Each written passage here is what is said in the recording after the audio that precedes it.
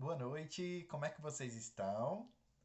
Hoje nós vamos começar uma nova unidade no nosso conteúdo de diversidade e vamos falar sobre gênero.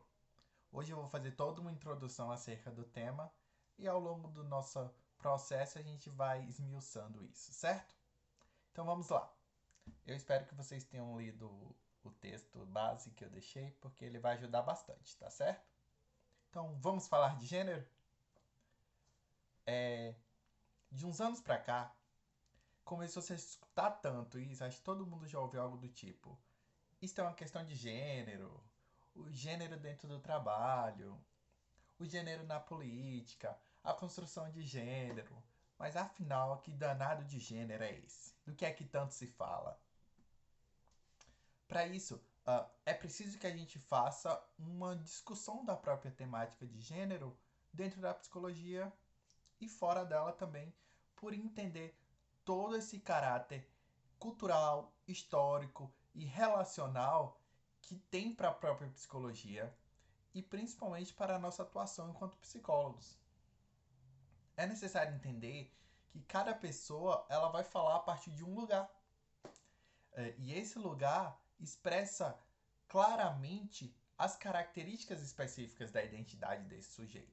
A gente está falando aqui de gênero, raça, etnia, classe social, religião, orientação sexual, identidade de gênero, identidade sexual, localização, regionalização, geração e por aí vai. Todas essas coisas ajudam a formar esse sujeito que chega até a gente. Então, no que se refere ao gênero, as características que remetem às construções sobre o papel do homem, da mulher em nossa sociedade, elas se relacionam em determinadas normas, determinadas regras sociais. Então, é diante disso que se forma esse papel do homem e esse papel da mulher. É a partir disso que é imposto, que está internalizado e naturalizado na gente e é cobrado o tempo inteiro pelo aquele discurso dominante. Isso não acontece do nada. O sujeito, nesse sentido, ele é compreendido predominantemente como um ser social. A gente está aqui falando o tempo inteiro sobre direitos humanos, sobre as questões de racismo, mas uma coisa que sempre vem, a característica social. Nós estamos inseridos em uma sociedade e na nossa formação, o nosso ser, ele vem a partir desse construto social. Então, existem coisas que são históricas, que são socialmente aceitas e que já é compreendido dentro das relações e dos vínculos que os sujeitos têm. As próprias relações sociais e vínculos estabelecidos, elas são fundamentais na própria formação desse sujeito. E ele se constitui ali, tanto enquanto sujeito social, quanto em sua singularidade. Dessa forma, a gente olha para o grupo social, na verdade, como um grande espaço de encontro e confronto de diversas singularidades que ali juntos vão se expressar, vão se constituir, vão se transformar, configurando assim todo um espaço coletivo e locus de diferenças.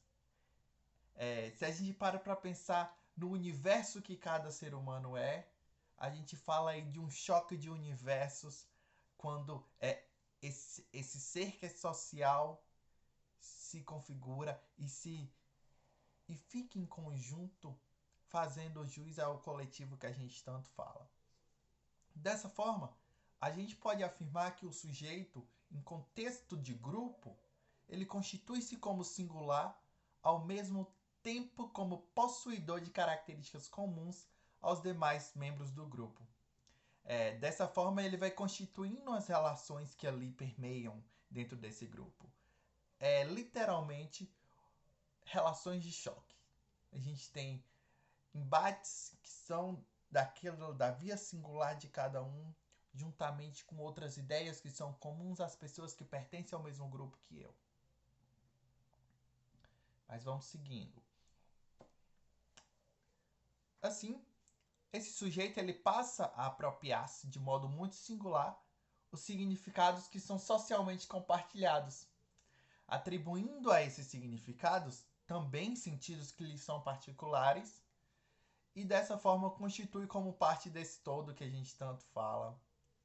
No entanto, é importante a gente ficar atento que não necessariamente essa pessoa pode ser apenas um reflexo da realidade na qual ele está inserido, visto que ali ele pode muito bem construir significados que são-lhe únicos e não apenas novamente compartilhados. E nisso a gente vê muito, principalmente quando a gente fala sobre a questão de ser crítico frente à realidade em que estou inserido.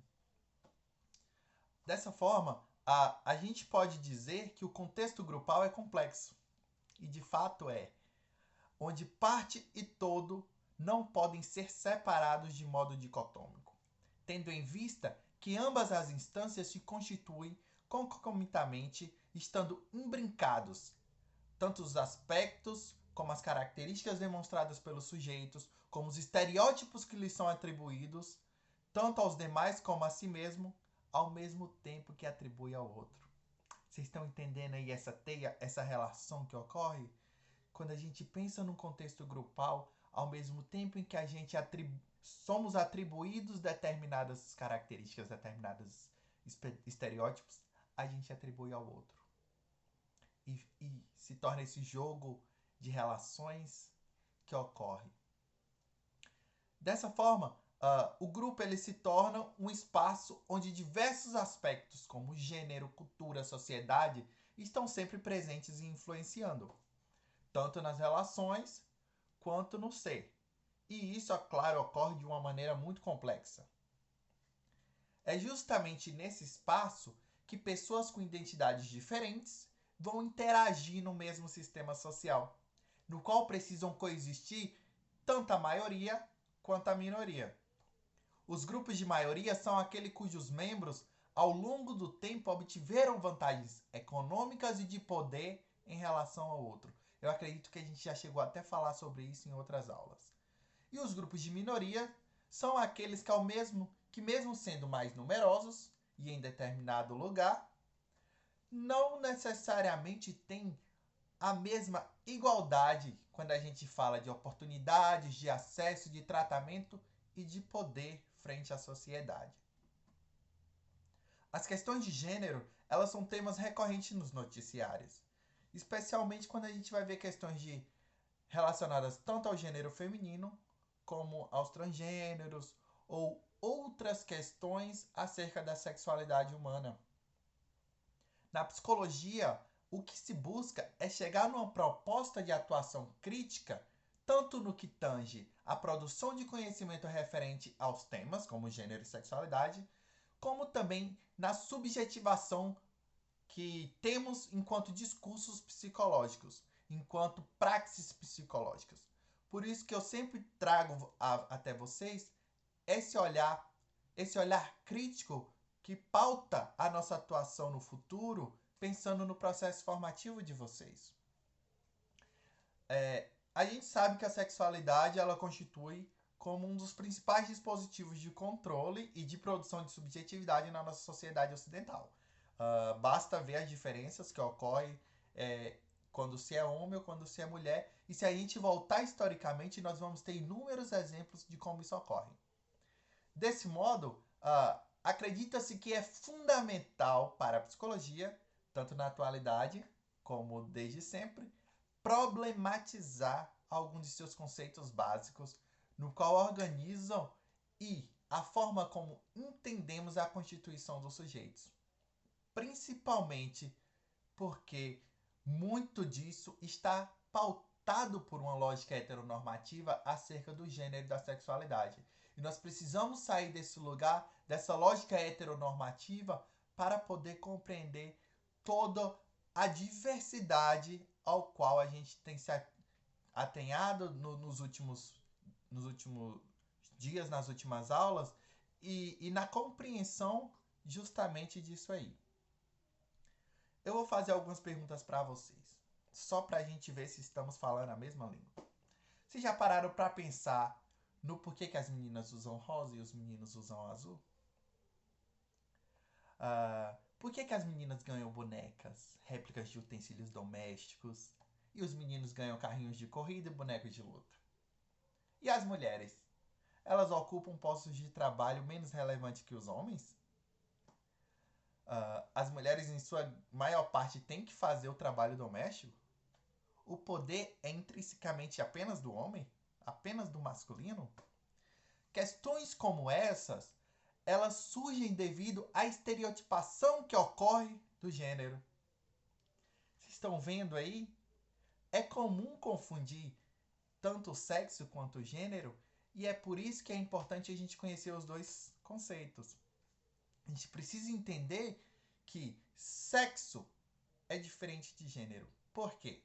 Porque as diferenças de sexo, enquanto sexo masculino, enquanto sexo feminino, enquanto homem ou mulher, ela está muito mais ligada às questões biológicas do corpo. A gente fala daí das diferenças físicas que esses corpos têm. É importante também, quando a gente vai falar de gênero, a gente está falando totalmente de uma construção social, tanto do que é ser mulher, quanto do que é ser homem. E isso está intimamente ligado à noção de feminino, à noção de masculino. Vocês lembram das perguntas que eu fiz anteriormente? Por que as meninas ganham utensílios domésticos? Por que elas ganham bonecas? Por que os meninos ganham carros e bonecos de luta? Daí a gente já vê o quanto que esses papéis são ensinados na nossa sociedade e na nossa construção. O sexo, então, ele vai se referir às diferenças biológicas, lembrem-se disso. E o gênero aos papéis sociais de mulher e de homens no dia a dia. Se a gente parte dessa noção que a sexualidade é formada por uma múltipla combinação, tanto dos fatores biológicos, psicológicos e sociais, a gente tem um sexo aí enquanto fator biológico, no qual a gente vai distinguir macho e fêmea. Mas somos apenas seres biológicos? Não, né? É preciso distinguir esse sexo biológico de gênero, para que se separem das características sexuais físicas as características que são sociais, psíquicas e históricas das pessoas. O sexo ele é revelado no nascimento. Graças à tecnologia, graças aos avanços médicos, até antes a gente já consegue descobrir o sexo de um determinado bebê. E ele vai fazer justamente apenas essa distinção entre macho e fêmea. Gravem isso. Enquanto que o gênero ele vai ser aprendido durante a vida. A partir da socialização, de acordo com o acesso que os homens e mulheres de diferentes locais têm nas suas mais diversas experiências, e justamente nessa cultura é que tem essa distinção entre papéis sociais. As características que são consideradas tanto a nível psicológico quanto de identidade para homens e mulheres. E isso é estabelecido nas mais diversas culturas. Tanto é verdade que quando a gente pensa nos estudos sociológicos com outras populações, tem populações em que o lugar da caça, o lugar de caçador é da mulher e não do homem. O homem fica em casa cuidando das crias. Totalmente diferente da noção adotada no nosso ocidente, não é verdade? Daí a gente já pode ver o quanto que é social a questão de gênero. Então, o gênero ele é o comportamento esperado para homens e mulheres. O que é que se espera a nível pensamento dominante? Que meninas que gostam de futebol seriam lésbicas. Mas a gente vê que não é bem assim, não é verdade? E meninos que gostam de balé necessariamente seriam gays. E a gente vai por uma outra vertente.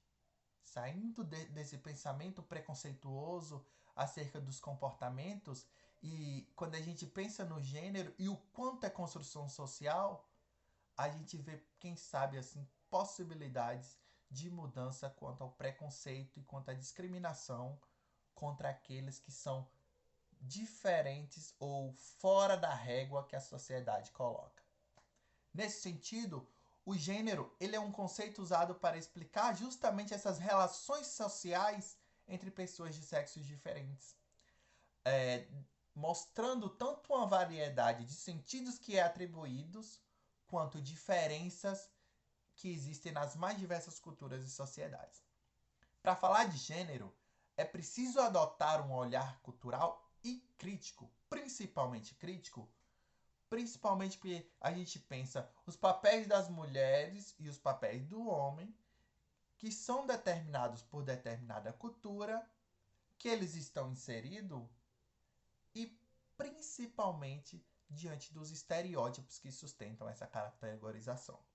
Então, precisamos ter cuidado com essa estereotipação das pessoas, com a estereotipação do gênero, que a sociedade já faz muito em grande parte pelo senso comum e que é adotado e compartilhado continuamente.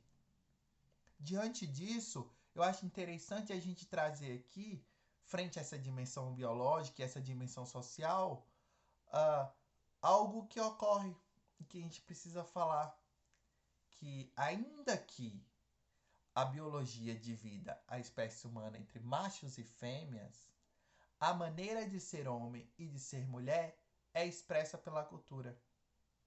Por isso que a gente precisa entender duas questões bacanas aqui, principalmente porque a gente está na aula de diversidade, que são a identidade de gênero e a orientação sexual.